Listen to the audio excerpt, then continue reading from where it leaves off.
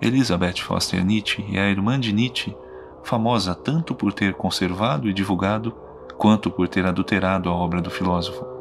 Foi Elisabeth a responsável por colocar a obra nietzschiana a serviço do regime nazista.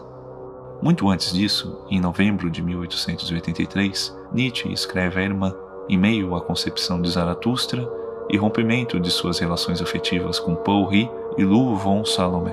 Tudo isso aparece, bem como referências a Wagner e Schopenhauer, nesta carta traduzida por Fernando de Sá Moreira. Minha querida Lhama, até agora estava miserável e repugnante. E se lhe escrevo a respeito, não quero com isso como que solicitar que você reflita sobre receitas para me ajudar a levantar. Eu devo me ajudar a levantar, ninguém mais. E também devo encontrar minha receita e não permitir que me deem nada. Falando por metáforas, é preciso acontecer comigo tal como o Kali Fosforicum. Eu mesmo quero descobrir primeiramente meu remédio. De passagem, Dr. Brightin emprega-o desde então com decidido sucesso. Ninguém tem ideia do peso da tarefa que cai sobre mim. E se alguém a imagina aproximadamente sob a forma de um trabalho literário, por exemplo, sob a forma assumida do meu Zaratustra, então causa-me isso quase náusea e um estímulo ao riso ou ao vômito. Assim, toda a literatice é para mim aborrecida. E, por fim, até mesmo o pensamento de contar entre os escritores pertence às coisas que me fazem estremecer. Leia, minha querida irmã, muito apropriadamente em Aurora e Gaia Ciência, nos livros mais ricos em conteúdo e futuro que existem.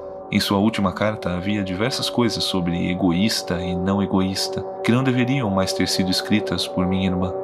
Distingo, sobretudo, homens fortes e fracos, aqueles que são conclamados a dominar e os que o são ao servir e obedecer, a entrega.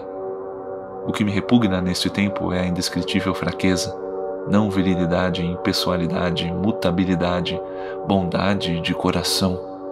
Em suma, a fraqueza do si mesmismo que ainda gostaria de se enfeitar como virtude.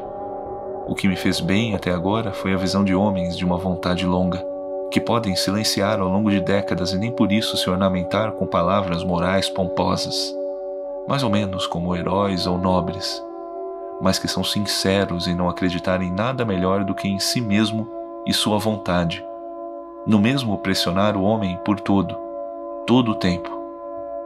Perdão. O que me atraiu em Richard Wagner foi isso.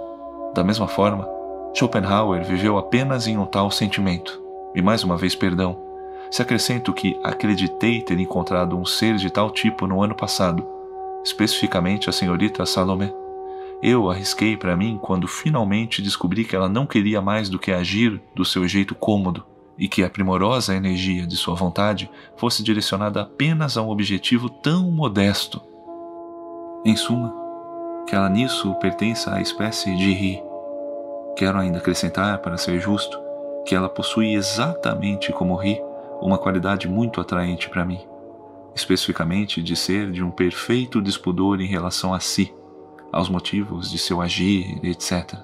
Sabe, em cada época mal vivem talvez 5 homens que têm essa qualidade e, simultaneamente, espírito suficiente para poder se expressar.